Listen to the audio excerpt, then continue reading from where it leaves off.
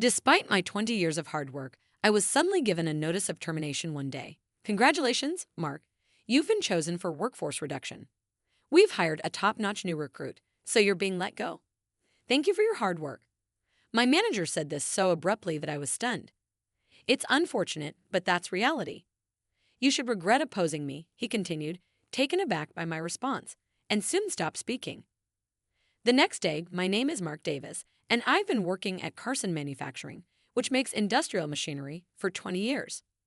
Before I knew it, I was 43 years old, and despite my long tenure, I'm still a regular employee without a position because I love tinkering with things.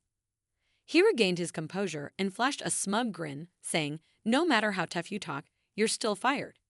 Pack your things and leave." He laughed loudly, but he understood what I was saying. I loved machines and wanted to stay on the production floor forever. I was offered a number of promotions, but I always turned them down because I valued the freedom to build machines more than money. However, yesterday, after 20 years of devoted service, I received a notice of termination. Looking back, even becoming my supervisor was a direct result of my previous supervisor's diligence and a culture. Although Carson Manufacturing was a small business, it was able to establish a certain level of trust in the industry thanks to its respectable mentors who would cover for my mistakes and work with other departments to solve problems. However, when the CVO was replaced and his nephew was even transferred here, that changed.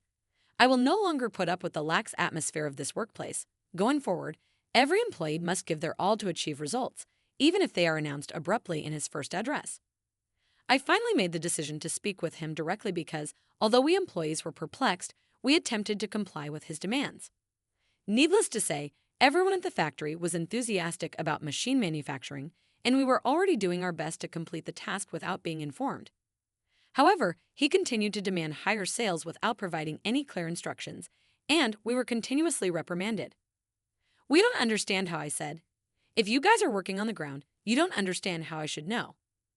Mr. Carson boasted that you are excellent employees, and if you're so talented, you should be able to figure it out without my instructions.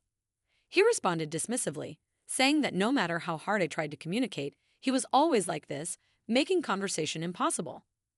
After several conversations, I realized that he was completely inexperienced, and it appears that Mr. Carson gave his nephew a position out of sympathy, even though he was a job hopper. I gave up expecting specific instructions from him after working in a variety of industries, but he resented me for embarrassing him in meetings and has been angry with me ever since. "I heard that you're in your 40s, Mark, and in other companies, you would be regarded as a mid-level employee. Why are you still a regular employee here?" He even taunted me. "I enjoy working on the production floor and want to stay here until the end." So I calmly responded, "There's no need for such excuses," which is another way of saying you're incompetent. Even as a babysitter assigned to Mark, he would make sarcastic remarks and complaints whenever we crossed paths. His sarcasm wasn't limited to me. It also extended to Emily, my right-hand woman, who is a younger woman in her 30s with exceptional skills and a great sense for the work, which is why I always included her in my product development. He even made fun of her for it by saying that this company has generous benefits. With a smile that always made everyone smile and helped me relax, Emily said, "I know how capable you are, Mark. No matter what anyone says, we just need to prove ourselves through our work." I nearly laughed and said, I could ignore insults directed at me, but involving other employees was different. This is how we managed to continue our daily work despite Evan's troublesome presence, but it was even more intolerable. His behavior became increasingly intolerable over time, and even though we filled in for him, he never expressed gratitude or appreciation. Additionally, when employees requested paid leave, he would turn them down with irrational excuses like being too busy or that it coincided with his own leave. When we realized that this was unsustainable, we decided to speak with Mr. Carson directly about him because we felt that only he, as a relative, could change Evan's attitude. I've been working on a machine that assembles parts for about 5 years, and hearing this directly from the CEO made me completely disillusioned with the company. However, the outcome was a complete failure, and instead of reprimanding even me, I was the one who received scolding. "You've been with this company for 20 years, haven't you? It's your role to support, but you complain without making any effort from now on." For the past year, we have concentrated on finalizing the product based on the prototype, but one day the prototype was discovered and destroyed. When I arrived at work, I was shocked to see that it had been forcibly toppled and that the prototype was in pieces. We called it Fabs, combining fabrication and fabulous to represent the joy of creation. Fabs was designed to handle large and heavy parts accurately, automating a wide range of assembly tasks once completed, replacing manual insertion processes, significantly reducing work time, and stabilizing quality. Large and firmly fixed to keep it from being easily knocked over, but now it looked like it had taken a serious hit, with one side severely dented. I stood there in disbelief and even went so far as to pretend I was walking by. "Oh, is that the toy you were making?" I said. "Mark, I apologize for bumping into it and it fell over, but isn't it good that we found out its weakness before it was commercialized? You should be thanking me." He lied through his teeth and then left, laughing loudly, saying that there was no way it could fall, just a bump. Designed to withstand repeated shaking, but even though I knew it was his fault, I was unable to report it anywhere because I had no evidence of his intentional act. So, swallowing my frustration, I started fixing a harassment prototype. Fortunately, the majority of the internal circuitry was still in place, and the prototype was restored in a few days. From that point on, I made sure to lock the room where the prototype was kept whenever I left. Previously, the development room was always open so that anyone in the company could freely observe it. This company's strong point was its barriers to exchanging opinions across departments and positions, but after that day, that enjoyment was gone. In addition to this incident, he continued to harass me by destroying documents I had created and accumulating an excessive amount of paperwork on me alone. He would also answer calls meant for me and erase data I was responsible for without permission, taking his harassment to new heights. Despite this, I stayed at the company because I had a strong resolve not to leave until Fabs was formally launched. I think that once Fabs was released, it could bring about a small revolution in the manufacturing industry, which was experiencing a labor shortage. Holding on to this belief, I endured Evan's daily provocations and immersed myself in product development.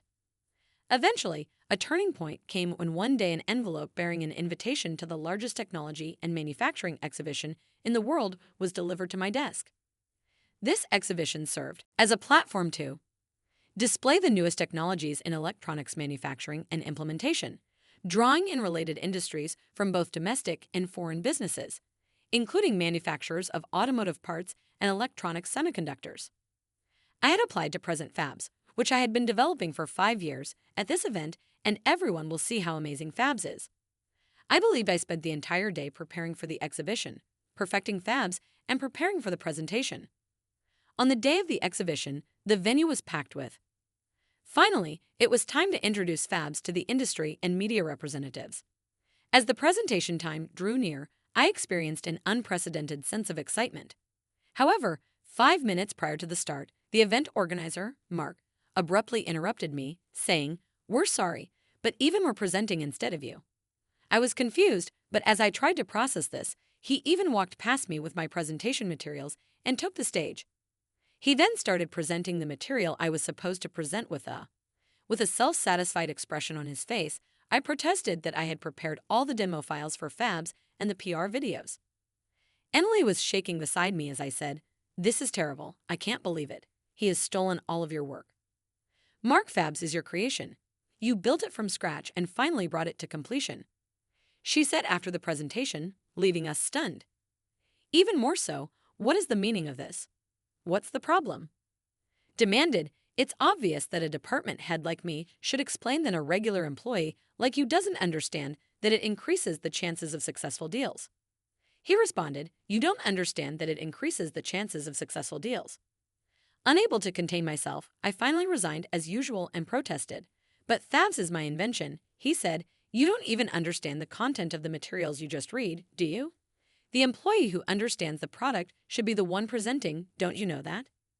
When I reacted to him destroying the prototype, he probably realized that Fabs was the most important thing to me. He probably planned everything in advance with Mr. Carson to take Fabs away from me. But after hearing that it was the CEO's decision, I realized that there was nothing more a regular employee like me could do. Looking at the smug expression on his face, I realized that challenging his decision was futile.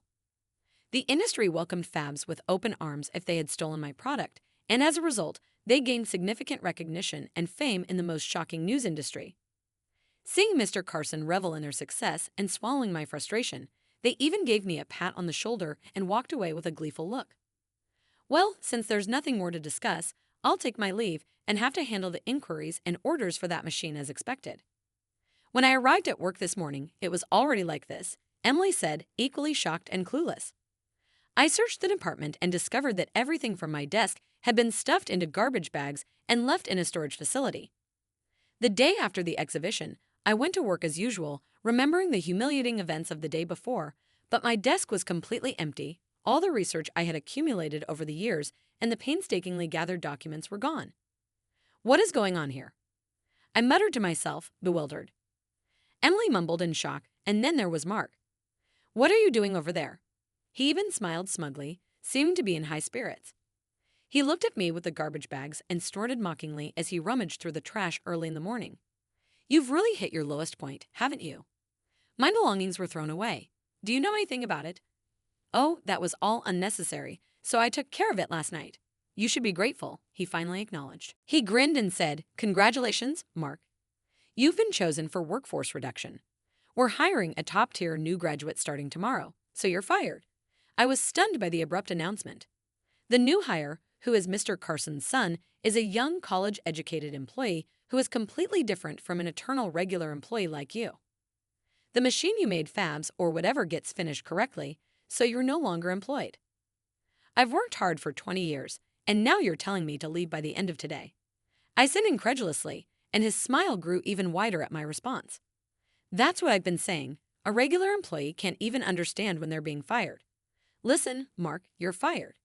It's unfortunate, but that's reality. You should regret the foolishness of opposing me. That's good.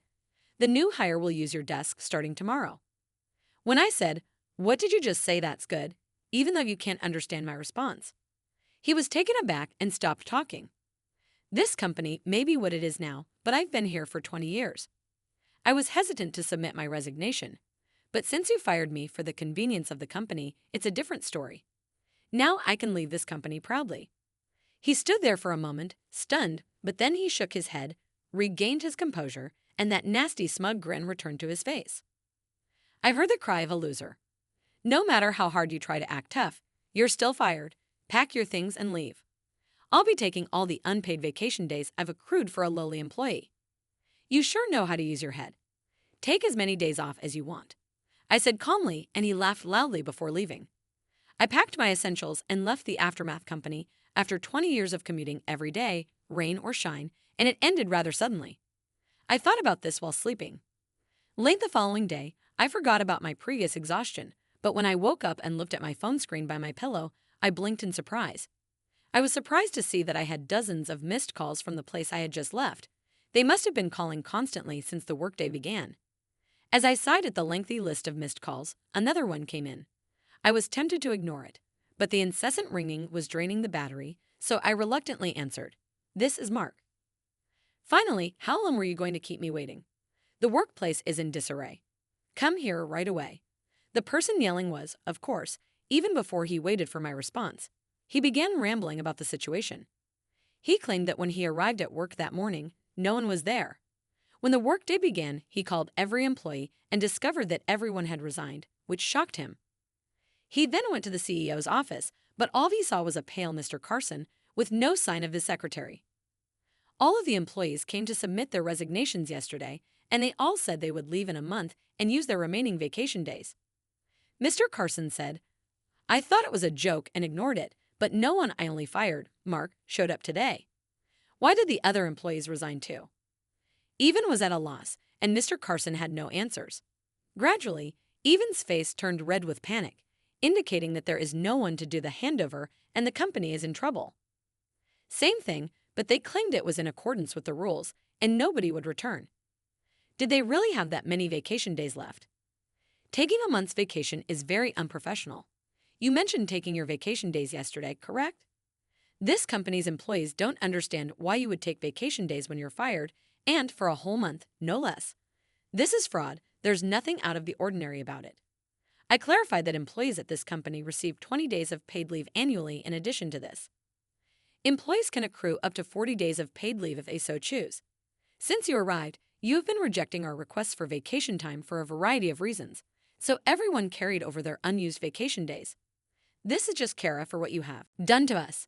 Evan's weak voice was clear even over the phone. But he then snapped back to reality and raised his voice once more. Okay, I'll give up on the other employees, but you must. I asked Emily, who worked with you, why she was the only one who should stay. She knows all the ins and outs of your complex work after you were fired, so I had planned to have her take over your responsibilities, but she left too. Unfortunately, I forced myself not to laugh. After leaving the company yesterday, I met up with Emily and gave my resignation to Mr. Carson. Are you sure that a company that makes such bad decisions isn't worth staying at? I told him I was fired by you. I wish I could see Evan's face when he learns that this mass resignation was our plan all along. Everyone had been tired of Evan's antics and Mr. Carson's failure to stop him. We had been planning to leave the company, and the incident where he even hijacked my presentation at the exhibition was the last straw. He jeered at me as he was leaving, saying they wouldn't miss 1 or 2 employees like me. She began laughing heartily, Mr. Carson, and even we are going to be in for a shock tomorrow. I heard Evan's weak voice on the phone. If it comes to this, even you will do come to the office immediately. The phones have been ringing nonstop with inquiries, and we are unable to keep up. I was fired by you, even though I can't come to your company. I clearly refused and ended the call as I hung up. Emily and I joined our other resigned colleagues, and we celebrated with some delicious drinks as I recalled the events of yesterday. For a while, I enjoyed my newfound peace of mind, but after a week, I heard that the company had gone through a difficult period. They received inquiries only, and Mr. Carson was there to handle them, which resulted in many misunderstandings. Eventually, a defect was discovered in the fabs presented at the exhibition, and the company received numerous complaints without me. He must have been too busy dealing with the company to keep calling me. Who created it was Al Loss and was unable to respond to inquiries from the clients regarding repair schedules or future prospects. In the meantime, I was walking my usual commute route when I passed my former employer, who even noticed me and hurried over, sweating heavily. You're finally here, Mark. I knew you would arrive. Now fix that fabs machine. The clients are furious and half crying. He clung to me, but I shook off his hand nonchalantly, thinking that I must be mistaken. Carson Manufacturing, so why are you here? I'm heading to my new company, Davis Engineering, my new startup. I said, even though he was shocked, his eyes went wide, and he turned pale, collapsing to the ground. He tried to say something, but I ignored him and went to my new office across from Carson Manufacturing. I've always wanted my own business, a place where I could freely create machines, a dream come true, and with like-minded colleagues, I wanted to create products that could compete globally, as I shared. I hadn't planned to stay at Carson Manufacturing until the launch of fabs out of loyalty, but Mr. Carson's betrayal at the exhibition sealed my decision to leave. I looked out the shiny windows inside the data even presented at the exhibition, including bugs from before the revisions, and I had the correct data. My coworkers supported my plan, but what had begun as a dream became more serious as the work environment gradually worsened. I turned to see Emily standing there with a cup of coffee behind me. My former coworkers were grinning warmly, and everyone who had resigned had joined my new company. I looked around at the familiar faces, all trustworthy friends, and said, I look forward to working with you. Encouraged by my words, my coworkers responded with bright beaming smiles. Fixed parts ready for the real presentation had been prepared if he had apologized, but that is impossible. After that, we collaborated to create the upgraded version of Fabs, fixed the earlier problems, and put it online. The response was so positive that he reportedly collapsed to the ground in desperation, declaring that this was the end of our business exactly as he had predicted. The old company stopped getting new orders, and everyone preferred the upgraded version for my new business. No one wanted to purchase the troublesome old product, and Ian only got repair requests. Couldn't handle them, and soon after the company went bankrupt, the elite newcomer, Mr. Carson's son, had long since run away and was working for a different company. Meanwhile, Mr. Carson and his son ended up with enormous debts and eventually filed for bankruptcy. They then tried to find new jobs, but even though they had never worked properly, they were not hired anywhere for a long time. Emily confided in me the other day with a serious expression, and I actually noticed a soup kitchen in a park in the. Since then, my business has been expanding steadily, incorporating customer feedback to make the machine more versatile with interchangeable attachments. I plan to continue cherishing the feelings of my employees and our neighbors, and I believe I saw someone who looked a lot like Mr. Carson among them. Even if it was actually them, their fate is tragic, but they are undoubtedly suffering the consequences of their actions. Gratitude to our customers and my relationship with Emily has also grown. She said, "I want to watch the company grow alongside you." It has been a year since she came out as gay and we began dating, and next month we will get married. I want to continue creating a vibrant workplace with Emily, who knows me better than anyone else. I will work tirelessly today and every day as I embark on a new future.